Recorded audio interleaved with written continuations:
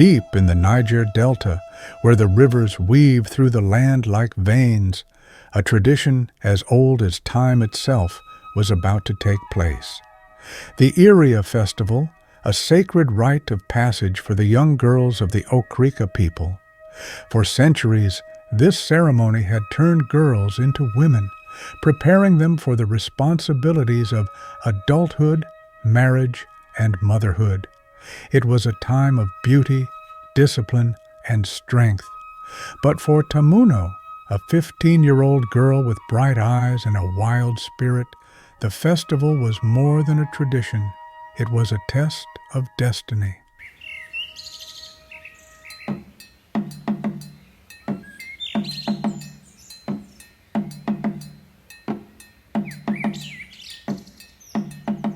For 3 long months, Tamuno and the other girls were kept in seclusion inside the sacred hut, away from the eyes of men. During this time, they were fed rich, fattening foods, yam porridge, fish, and palm oil soups to make them full-bodied and beautiful, a sign of wealth and fertility.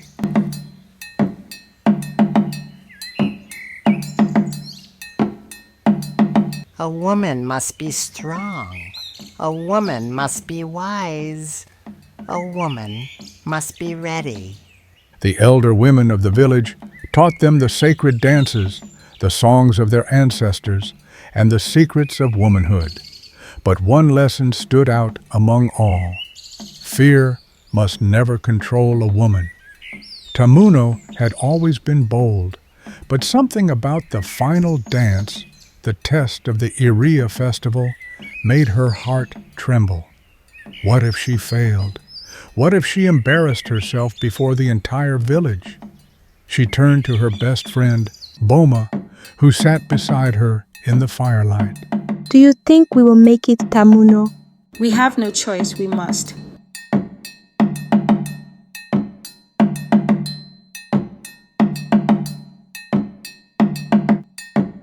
The final test had come.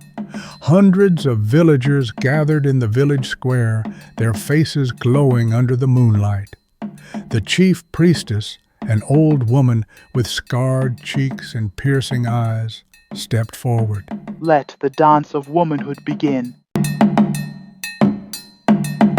The girls stepped into the sacred circle, their bodies painted with white chalk, their wrappers shimmering with coral beads. The first girl danced, her feet moving swiftly, her arms graceful like the river waves. The villagers cheered. The second girl stepped forward, her hips swaying, her hands telling a story of fertility, strength, and power. Then it was Tamuno's turn. She took a deep breath and stepped into the circle. She moved with grace, her feet tapping in perfect rhythm. The village watched in awe. She was born for this. But then, disaster struck. Tamuno's foot slipped on the sand. She stumbled. Gasps rippled through the crowd. Her heart raced. Would she fail? Would she bring shame upon her family? Then a hand reached out. It was Boma. You will not fall, Tamuno. Not today. With new determination, Tamuno regained her balance. She looked into Boma's eyes and nodded. Then together they danced as one. Their feet moved in perfect sync. Their bodies swayed. Their spirits soared. The crowd erupted in cheers. The chief priestess raised her staff. They have proven themselves. They are ready for womanhood. That night, Tamuno and the other girls were taken to the riverbank, where they were blessed by the waters of the goddess Ohuama. As the cool water touched her skin, Tamuno closed her eyes. She had conquered her fear. She had danced into womanhood. She had become more than a girl. She had become a woman of the Okrika people. As the first light of dawn kissed the horizon, the embers of the great fire smoldered, casting a soft glow upon the sacred ground. The night's ritual had ended, but its essence lingered in the hearts of those who had witnessed it. Tamuno and the other girls, now initiates of tradition, stood with shoulders squared and eyes bright, forever changed by the journey they had undertaken. The festival was more than just a celebration. It was a bridge between the past and the future, a sacred rite that ensured the wisdom of the ancestors lived on. It was a lesson in identity, reminding the young initiates that they were not merely individuals, but part of a greater lineage, woven into the fabric of their people's history. Through the ceremony, they learned the values of resilience and discipline. The trials of the night, the dance, the chants, the silent endurance were not mere performances, but tests of inner strength. Life, like the ritual, would demand patience, courage, and an unshakable spirit. By enduring, by stepping forward despite uncertainty, they had proven their readiness to face the world beyond childhood. The intricate chalk patterns that once marked their bodies would fade, but the wisdom they carried would remain.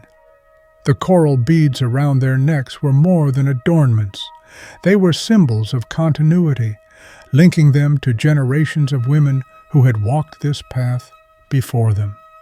They had been entrusted with the responsibility of upholding tradition, of passing down stories, of nurturing the next daughters who would one day stand where they had stood. As they walked back into the embrace of their village, they carried the festival's greatest lesson, that true growth comes from embracing both the past and the future.